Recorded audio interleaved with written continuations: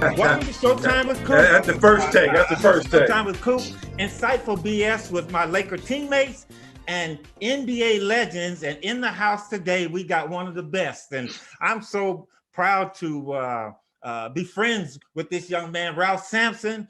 Ralph and I had a great opportunity to meet. What was that, about 2 or 3 years ago, Ralph, for the All-Star? We've known each other for a while, but to finally get to spend time with one another.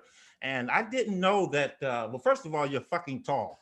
7'4", right? I'm taller than you. I'm taller than you. Yes.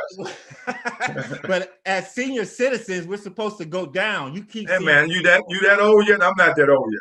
You're considered a senior citizen, Ralph. Oh, okay, all right. You've been out of the NBA for 25 plus years, right? That's a senior citizen, right? Yeah. Yeah, that's a senior citizen. But we have Ralph Sampson in the house. Let me read off some of his accolades: 4-time NBA All-Star, NBA All-Star Game MVP in '85, All NBA Second Team in '85, NBA Rookie of the Year in '84, NBA All Rookie Team '84, 3-time College National Player of the Year 1981, '82, '83, 3-time Consensus First Team All-American same year, 3-time ACC Player of the Year, and 3 times All ACC. Been inducted into the Hall of Fame. Represented us in gold medals. In the United States in the Olympic Games. His career points is 7,339. I didn't score too much. You scored probably more than I did. Well, I was a defensive player, Ralph. So, okay, got you. And 752 blocks. Ralph, how you doing, man? Good to see you. I'm good. Good to see you. Thanks for having me. Hey, but hold it. You gotta get the most important thing in that list of accolades is this thing right here. You know what that is? What's that? You got to know what that is. 1986. Well, Ralph, hold it. We're going to get into that. Okay, guy. I just want to, it's on my wall. You on my wall. Okay. We're going to get into that. You on my wall, so I know. I'm trying to get us started. But see, Ralph, usually Coop gets to talk the smack first. I know what Coop's going to do. Coop gets to talk the smack first. I already know Coop already. We hung out a little bit, so I know what's going to happen. Okay. Ralph, you grew up in Harrisburg, Virginia. Yep. What was it like growing up as a young person being so tall?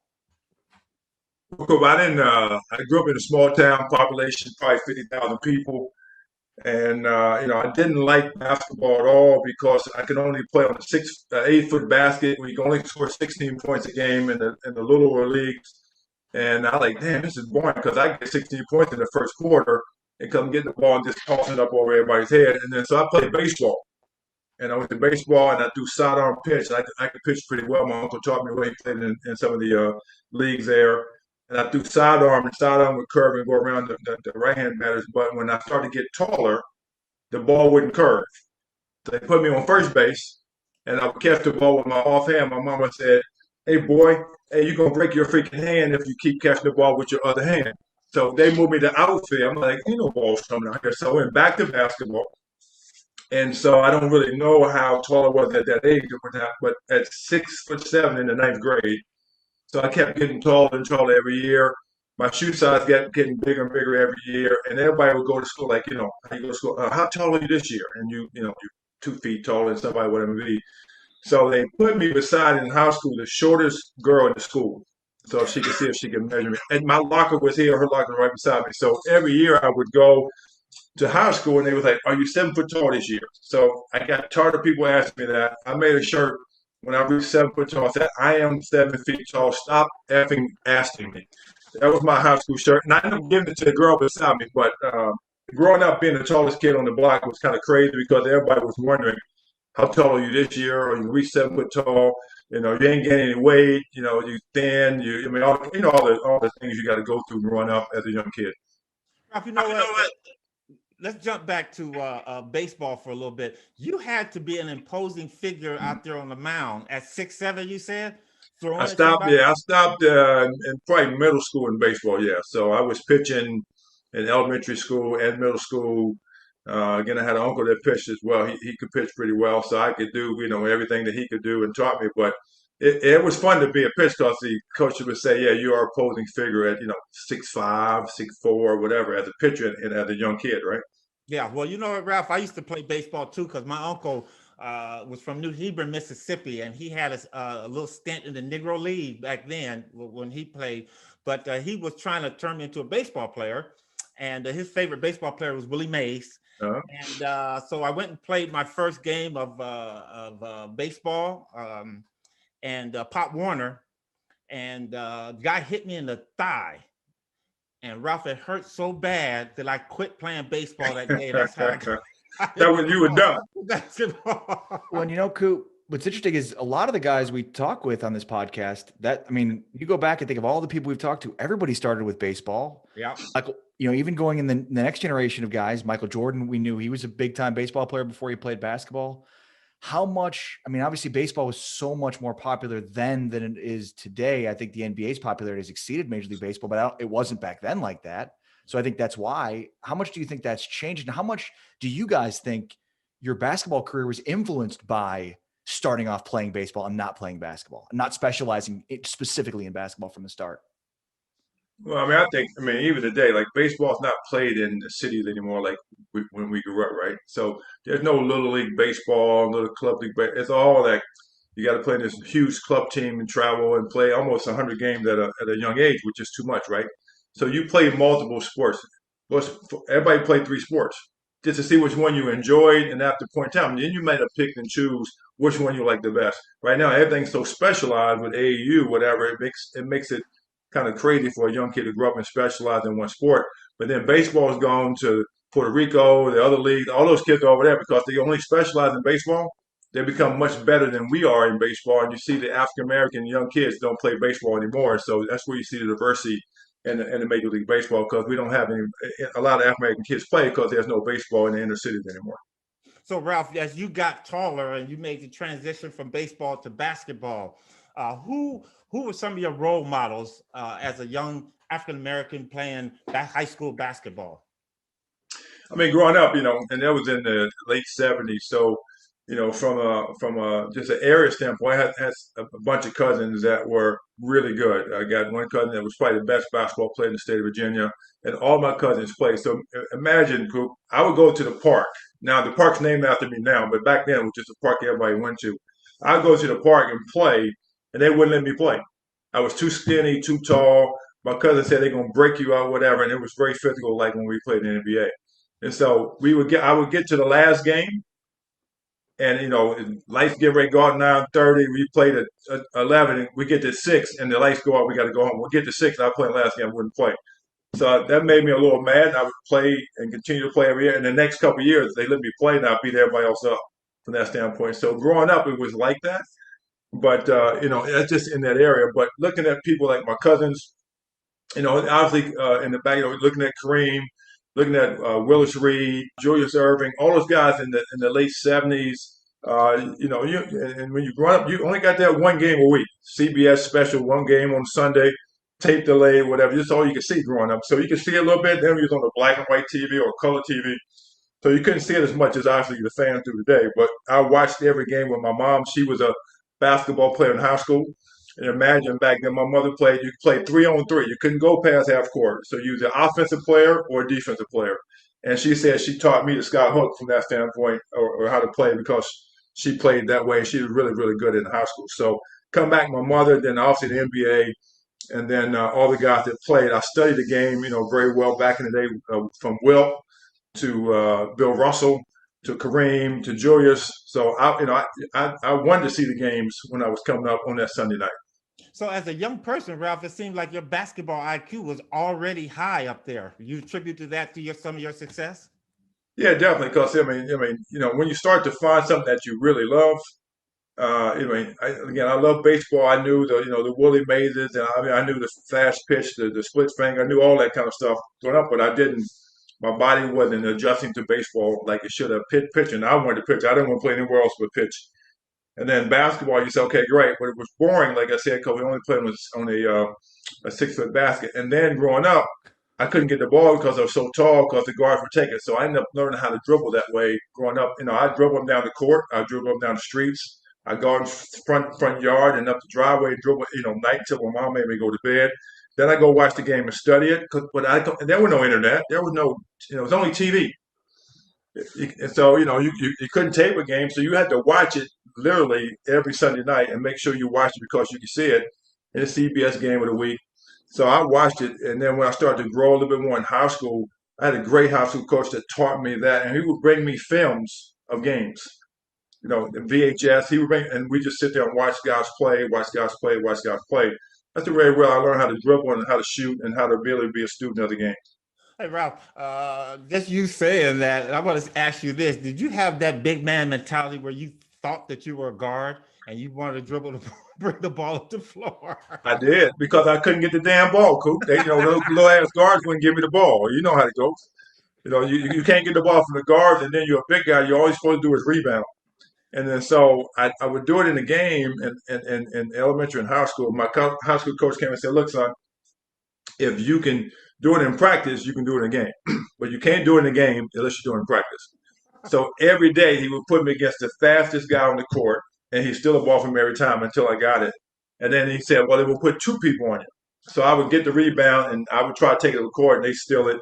But he taught me how to dribble at the early age because he knew I was frustrated not getting the basketball because I was double and triple team. I could never get the freaking ball. So I like, okay, great, let me just get it and shoot it every time I got it. But you had to go get the rebound. What's it like for a 18-year-old to be on the cover of Sports Illustrated? Back then Sports Illustrated was the shit, right? You had to be on Sports Illustrated. You in the back cover, you got your little picture in the back. You see, oh, you made the back cover, but to be on the cover, whatever times I was, or actually I got some here somewhere. It was pretty fun because everybody back then saw it and knew it. But again, Sports Illustrated was like the ESPN. If you could make Sports Illustrated, you were good. But also Sports Illustrated said if you made the cover, then you're going to have a bad game or something was going to negative happen to you because you thought you were the shit at that point in time. So I kept hearing that. So I never really saw the early Sports Illustrated cover until my mom hid them from me. So Ralph, the foundation has been set in high school. Okay, you have a successful high school. Why do you stay at home and not explore and go out? Why do you take Virginia? Well, Coop, if I know what I know today, I'd have played with you. I'd played with you on the Lakers. So I tell people all the time when I talk to all the guys, whatever. So coming out of high school, I probably could have gotten the NBA, but I was 7'1" out of high school, 199 pounds. So Kareem, Artis, Parrish, Daryl, Moses. I mean, I couldn't play with those guys. I'd have been beat up my first rookie year. Right? I wasn't ready for the rigors of the NBA. The next year, we go to Virginia. I decided to go to Virginia because it was one close to home, good coaches, ACC, and my parents could see me every night, and good education, right? And Ralph, I like what you said. I was reading your bio. You said, you know what? Your parents wanted you to get that degree. And that's what a lot of young people don't understand. They kind of go for the money. Well, sometimes that could be good and bad depending on what's needed in your household. But I always say this. I opt for players. I think young people today need to go 4 years of college because there's so many things you learn to help you once you get to the NBA. Well, I agree with that, but I also think that colleges have to do a better job with these younger players to educate them on something that's meaningful to help them not only in the NBA but life. Because you go in there, you do the basket weaving classes or whatever you're doing, right? Yep. It makes no sense when you come out that you have no clue what's going on with your finances or anything like that. Because I mean, my daughter went to Stanford, and I had to teach her finances when she got out. But they got to teach them something more that can help them after they get out of the league or come to real life, because they don't do that. And that degree is great. You can network with it, but you got to teach them finance. You got to teach them something better than that. Ralph, I hear you, because my first year in New Mexico, I took that basket weaving class, and I have no use for it right now. Exactly. Wait, so at Virginia, they made me so we would go in and the language, you got to take Spanish, you got to take a foreign language, right? Whatever it be in your first couple of years, like, okay, well, you can take this class over here that you can test out of it, or you can take this old class over here, you can test under it, and you get away with it either way. Yeah. I'm like, I don't want to test under it. I took Spanish and French in high school, so I went over and tested, and I got out of the class. I said, I really want to take the class. No, you tested over it, so you don't have to take the class. I wish I would have had Spanish right now. So, hey, Ralph, okay. So you can speak French? I used to go, yeah, Parlez-vous français, je m'appelle Ralph. I did that. I know you've been over there too. I know you got a little bit of that. No, I haven't, Ralph, but you know what? I love that because it's the language of love. But the way you say it is kind of harsh. You're supposed to say it really nice. Bonjour, je m'appelle Well, it's Ari. supposed to be sexy. Wait, so we gotta reflect on the what Ralph said about if he could do it over again, he'd leave early, get drafted by the Lakers. Okay, so there's the story, obviously maybe most known is in '82 when you were thinking about leaving early. If the Lakers could swing a deal with San Diego to get the rights to the pick to draft you, but was there? I'm trying to think back to '79 when you're coming out of high school. Was there another opportunity? Weren't there multiple opportunities for Lakers to try to bring you on early before? Well, yeah, there were. So, I mean, the 1 year, one year being drafted, it was between, so the first year it was me or Kevin McHale. We beat Kevin McHale in the 1979-80 NIT. Kevin McHale, Randy Brewer, and that crew. And that's when Red Auerbach came to my parents' house with $1 million in a briefcase and said, "Here, you can play for the mighty Boston Celtics." Who did what? Red Auerbach. So I know you know Sid Maxwell. Yeah, oh yeah. So we'll do something else. But Sid, I did him on our podcast as well. He said to me, he said, "Big fella," because a couple of things. One, Red came to Cedric and Bird and said, "We're gonna go to Virginia and try to lure Ralph Sampson to come to the Boston Celtics." And Max and Bird said, "We ain't going down there and do all that. We don't do it." So Fitzgerald and Red came down with $1 million in a briefcase, put it on my parents' table, and said, "You come play for the mighty Boston Celtics here this year if you come out of school." So McHale wouldn't have gone to Boston's at that point in time. So I decided to stay in school. Now the next year, take that money. And I probably should have back then, but I didn't think I was quite ready. Between my freshman and sophomore in Virginia, I gained 15 pounds of muscle, so I was ready back then. Then we go to the Final Four next year. So next year is a coin flip. It's between the Lakers and Indiana. Now, Coop, now that you know all the political stuff of the game, the Lakers gonna get that pick. Yeah. I mean, that's just the way it goes. How did Patrick Ewing get to New York? Come on. Coin flip, come on, that had to happen. Politically. So that next year, it was me or James Worthy. I was the number one player in the country. I was first pick. If I'd have came out, I'd have played with you. But the twin tie was with Kareem and Magic and the Coop, which is probably what I should have done. That I look back, because with the right thing. But I came back again. The next year, it was me and Isaiah. Isaiah went to Detroit. Me and Isaiah was on the phone. Not cell phone, because we didn't have a home phone. I said, "Okay, great. You coming out, big fella? You coming out with Jockey?" And I said, "I don't know, Isaiah. I don't know what I'm going to do, whatever." So I didn't come out then. Isaiah goes to Detroit, and I end up going to Houston in my senior year. So all those guys, whatever, I tell them all the time, "You should thank me, because I would have came out sometime. Something would have changed." When I did my Hall of Fame speech with when they were out there, and Pat Riley said, "Pat, I'm sorry to get to play for you, Magic. Sorry to get to play for. I should have came out. Y'all would have had James Worthy, and everybody laughed, but." That's the way history goes. That's the way it works. But I would have loved to play out there in California for sure. And then I was being traded. So you remember, in Houston, we didn't have a guard. So they was trying to get Norm Nixon to Houston for a trade, and the Lakers wanted they wanted to trade, and they wouldn't pull that trigger. Ralph, you know what? When you think back on your career, and let me ask you this: and I always believe that you're supposed to be where you're supposed to be, basketball-wise. Yeah.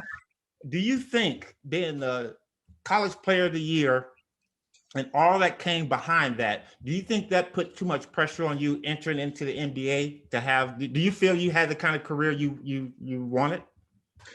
I mean, like you said, the career is what you get. So I didn't feel any pressure. I mean, you never shoot out for player of the year or any award, Hall of Fame. I just love to play, and so I didn't really worry about those words. They came with how you played and how you prepared, and it really comes from my mom and dad. They told me, I said, "Look, no matter what you do," they made me play piano as a young kid. The teacher said his hands are too big, he's growing too fast, he hits too many keys. My mom said he still got to play because I'm paying this money for him to play. So you got to play. So I did that, and then everything was a challenge for me. My mom, like making my bed in the morning, being the best I could be that day, because she always said your 80% has got to be better than somebody's 100%. So that stayed with me forever. So all the awards are great. All my awards are at my parents' house. Every single one of them trophies at my parents' house to make a difference. So I just try to be the best I could at for them. There was no pressure whatsoever. I mean, just play. I mean, some people think I didn't like basketball, but I go to the gym at 12 o'clock at night just to play. Just to work out, even in college. Ralph, we're at the point of my show. You listen to Showtime with Coop, insightful BS with NBA legends. I have a lightning round. I'm going to ask you 6 names, and you just tell me something about it. It could be long or it could be short, okay? Okay. All right. Wilt Chamberlain. The strongest, biggest, most athletic big man ever. Bill Russell. The best ever, the GOAT. Craig Littlepage. Craig Littlepage, assistant coach, University of Virginia, extraordinary, good guy. Malcolm X. Malcolm X. We needed him today.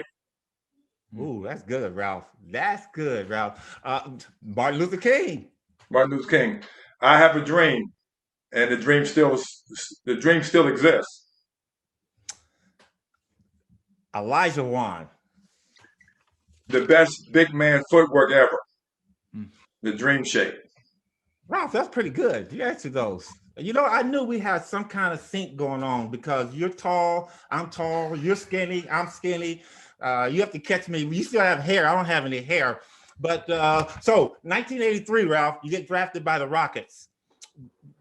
What were your expectations heading to that team? Well, so Coop, I'll tell you a story. So I go in with Calvin Murphy, Elvin Hayes, Caldwell Jones. Big E. What do you think of the Big E, man? I loved him. I love the Big E. Yeah. I watched the Big E when I was younger with the Bullets and the Wizards and that back and move basket that, he was a black hole because he never threw it back out. But the Big E was a special.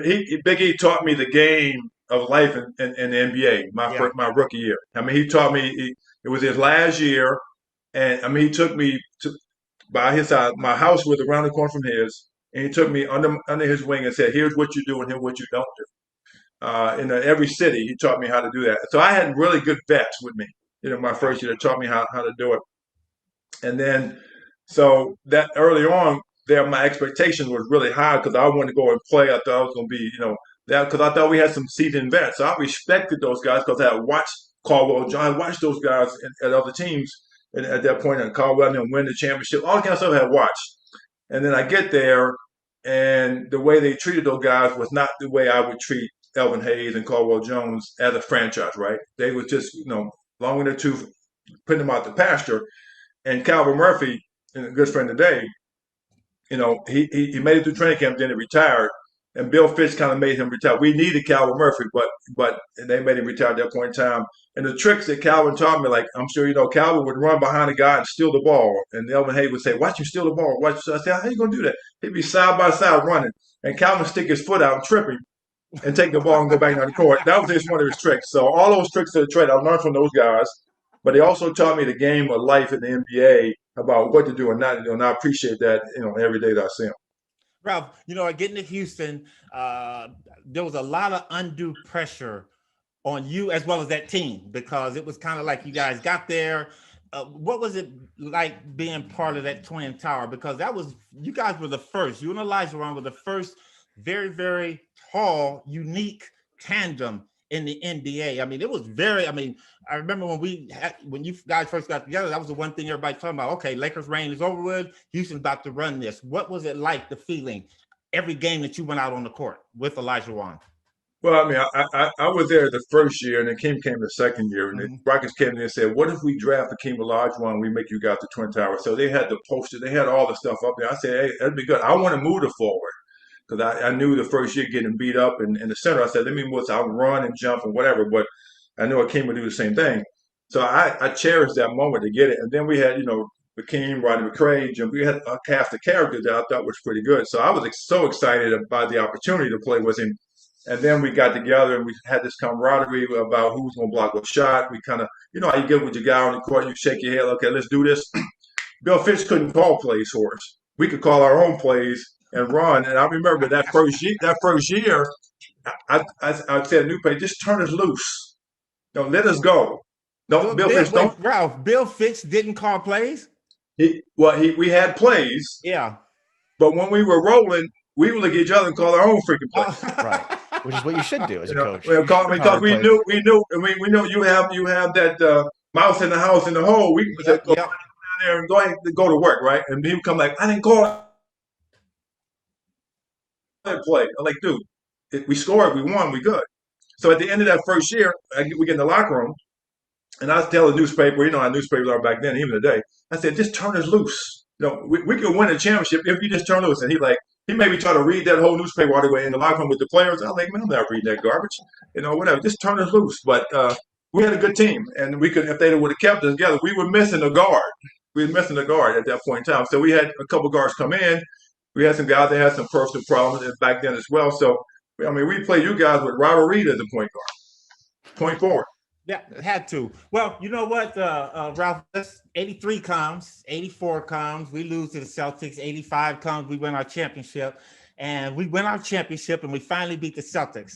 And we come into that season, and as we kind of made our game plan, we the Lakers, on what we got to do to get out the West, Houston was the team to beat. We had won the championship, so we were never fearful of you guys, but we finally, and the old saying goes, be careful what you ask for. We finally get you guys, and we're playing you guys. And you know what, Ralph? We're going to go to your little net you got behind you. Go ahead and do that. There's the picture there. You are. What's going on? You going to bring that out? Ralph, okay, listen, great. Before you put that on, there are two people in my family my kids hate. One is Dr. J for dunking on me. The other one is you for this play right here. Because when you threw that fucking ball over your head and you weren't looking at what you were doing, you just threw it over your head because you knew you had to get it up.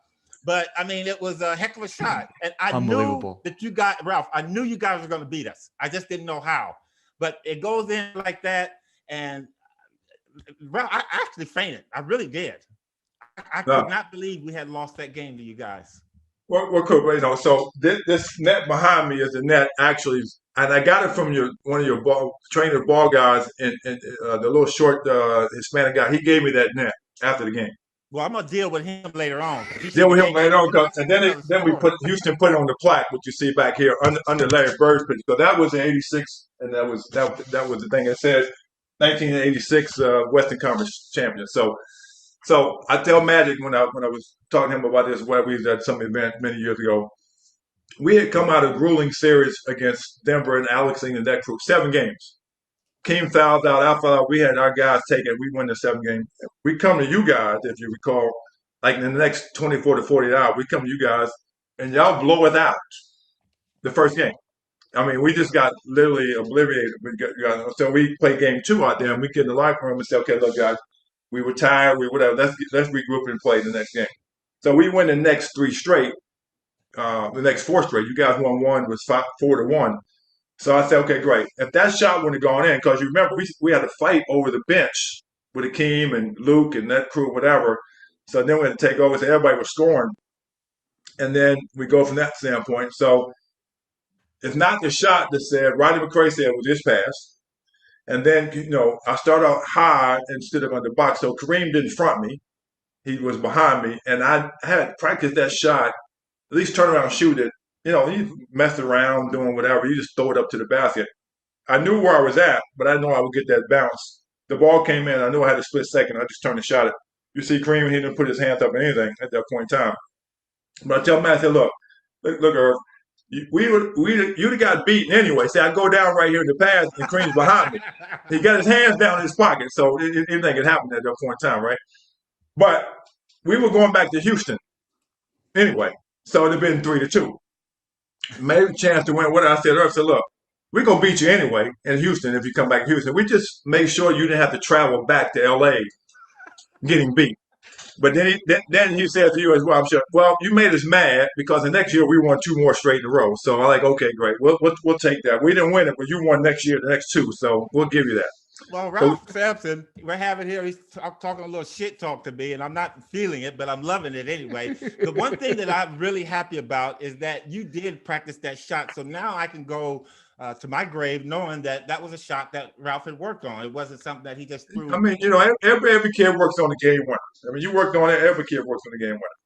Let's continue on with the 86. So you guys beat us, and you're ready for the Celtics. What happened? Yeah. So we come out the high. We go to Houston. We get to celebrate a little bit. This and another. I don't think we had enough time to prep because the Celtics had already won their series before we got to them, and they were real prepared. So we get there. We got to go to Boston Garden, as you know, the lovely Boston Garden, and and you experienced the Boston Garden more than I have at that time. In June, it's hot as hell in the locker room. You go up the back of the building in the elevator, and there's roaches and rats and all that kind of shit in the elevator. You get to the locker room, and the floor is really bad. Larry Bird's there 2 hours before, and Robert Reed's trying to beat him to the gym because we knew that's what to make him mad, whatever. But we get there, we lose the first game. And we lose the first two games, and it's 2-0, and we got to recover. We go back to Houston, we win a game, et cetera, et cetera. And then, it just kind of evolved over that whole period of time. But they were well prepared and ready to play as they should be. But the game that I played in that we ended up winning, I get in a fight with Danny Ainge and Jerry Seasting and the crew in Houston because I said, with 3 games to 2, 3 games to 1. And I said, well, you know what? I'm so proud of you. You ain't going to win on my home court. You might win the series, but you damn sure ain't going to win in Houston. So we get there, and I had like 15 points and 6-7 rebounds in the first quarter. I mean, it was one of them games you just want to play. You're rolling, you hyped up, you're ready to play. By the second quarter, things happen, and then, as you know, it being tall and you're sitting picking down for the guy to come out, Danny Ainge and Jerry Season would hit me in the nuts. This one guy just hit me. Okay, what the hell? I mean, come on. Yeah, so they wanted dirty guys. Yeah, little dirty guys. Okay, great. So something at that end happens, breaks out, and then they do it again. And on the other end court, I just couldn't take it anymore. So we went to fighting. And so lovely Dennis Johnson got rest his soul. Then Danny, so it just broke out. Hakeem just broke out. I get thrown out. I walk in the locker room and say, that's a freaking bullshit call. The team then picked up the pace. We win the game. We go back to Boston. And so when I did Cedric Maxwell's podcast, he said, I want to apologize to you because, come to Boston in this whole world we live in now, they had a mannequin or whatever, stuffed human being or whatever it was, in the rafters of the Boston Celtics with my number on it, with a noose hanging from the end of the rafter with 2 police around it. And so me and Max laughed at that as well. I said, okay, great. But, I got death threats, from that game. And I had to end up bringing 2 security guards with me in the hotel that were with me at that game. So, and they was on the same room I was at. And then Bill Fitch kind of knew what was going on. So they was going to win the game. So he called the timeout, and he takes it where, how they rush the court. He called the timeout, and he shifts all the team to the locker room. And then we put the last guys on the team, out there to play the last, 2 minutes or so, and then they rush it forward. But we are in the locker room. So that was kind of the memories of that game. But they won it all right. But I would love to go do that again and be much more prepared for it because I think we didn't have enough time to prepare. Yeah. Ralph, any regrets in your career? You always have regrets, but I mean, I wish I could have played longer. I look back, I don't regret my career. I love it. I love the way we played. If I look back now with the lay of the land, like I said, I probably would have came out my second year. I still would have got my degree, but I don't regret that either. And then, in shape, being in shape, I was always in shape, but having injuries can cause that as well. And then you got things in life that you regret and that you also cherish as well. So, when I got hurt, whatever, we had, bad agents, bad people around you. Sometimes you play, and the distractions you may have back then cause you maybe not to work as hard sometimes, some days, because in high school and college, you worked every day. Yeah. And then when you get in real life, you got to pay bills, you got to do these things. So you got other distractions, you got to do endorsement, you got to do whatever, instead of really focusing. I don't know how guys do it today with all the stuff they have, right? I mean, LeBron James is phenomenal, right, body-wise. So he takes something, but he has people around him to make it happen. But some of these guys, even today, have too many distractions in life with social media that they don't focus on their crafts like we did. And so no regrets at all, but just I wish I could play longer.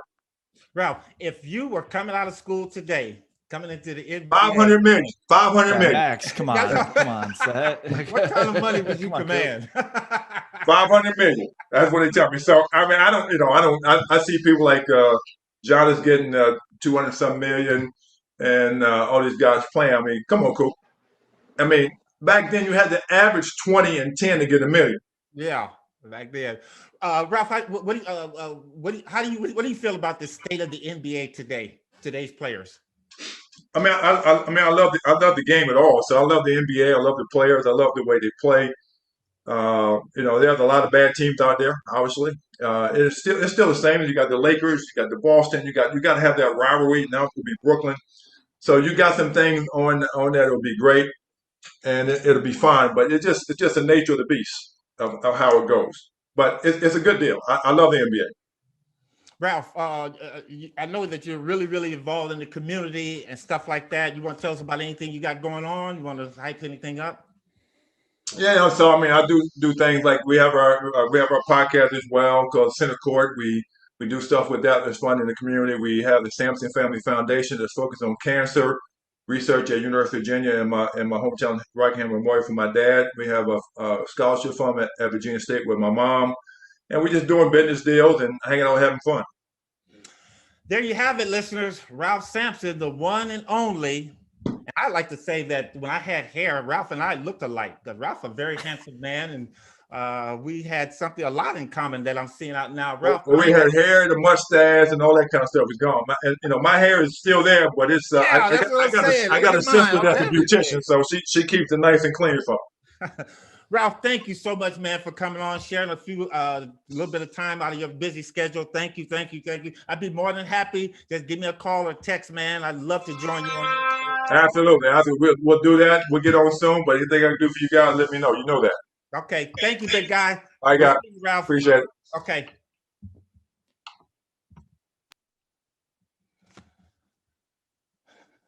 He's great. It was good. Yeah. Okay. Was it long enough?